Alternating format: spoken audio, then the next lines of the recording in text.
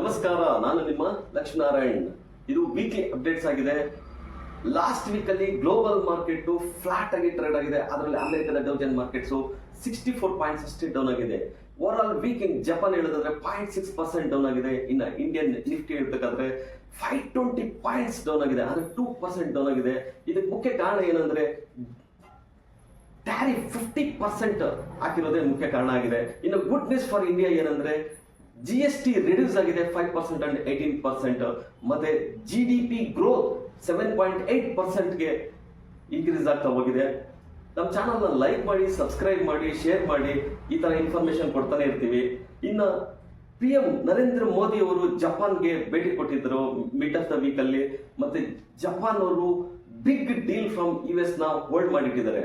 ಇನ್ನು ನರೇಂದ್ರ ಮೋದಿ ಅವರು ಚೈನಾಗೆ ಭೇಟಿ ಕೊಟ್ಟಿದ್ದ ಆಫ್ಟರ್ 7 ಇಯರ್ಸ್. ಇದೆಲ್ಲ ಒಳ್ಳೆ ಬೆಳವಣಿಗೆ ಅಂತ ಹೇಳ್ಬೋದು. ಇನ್ನು FIIs ಆಗಸ್ಟ್ ಮಂತ್ ಅಲ್ಲಿ 46,902 crores ನ ಸೆಲ್ ಮಾಡಿದ್ದಾರೆ. ಇನ್ನು ಡೊಮೆಸ್ಟಿಕ್ ಇನ್ಸ್ಟಿಟ್ಯೂಷನ್ ಅವರು 94,828 crores ನ ಬೈ ಮಾಡಿದ್ದಾರೆ. ಇನ್ನು ಗೋಲ್ಡ್ ಹೇಳೋದಾದ್ರೆ 2.5% ರ್ಯಾಲಿ ಆಗಿದೆ. ಆಲ್ಮೋಸ್ಟ್ ಆಲ್ ಟೈಮ್ ಅಲ್ಲಿ ಟ್ರೇಡ್ ಆಗ್ತದೆ. $3,478 ಅಲ್ಲಿ ಡಾಲರ್ ಪರ್ ಆನ್ಸ್ ಅಲ್ಲಿ ಟ್ರೇಡ್ ಆಗ್ತದೆ. ಇನ್ನು ಕ್ರೂಡ್ ಆಯಿಲ್ ಹೇಳೋದಾದ್ರೆ ಫ್ಲಾಟ್ ರೇಂಜ್ ಬೌಂಡ್ ಅಲ್ಲಿ ಟ್ರೇಡ್ ಆಗ್ತದೆ. ರುಪಿ ಹೇಳೋದಾದ್ರೆ ವೀಕ್ ಎಗೇನ್ಸ್ಟ್ ಡಾಲರ್ ಅಂತ ಹೇಳ್ಬೋದು, 88.18 ಅಲ್ಲಿ ಟ್ರೇಡ್ ಆಗ್ತಾ ಇದೆ. ಇನ್ನು ರಿಲಯನ್ಸ್ ಜಿ ಅವರು IPO ಬಿಡೋದಕ್ಕೆ ಪ್ಲಾನ್ ಮಾಡ್ತಾ ಇರೋದ್ರೆ 2026 ಅಲ್ಲಿ.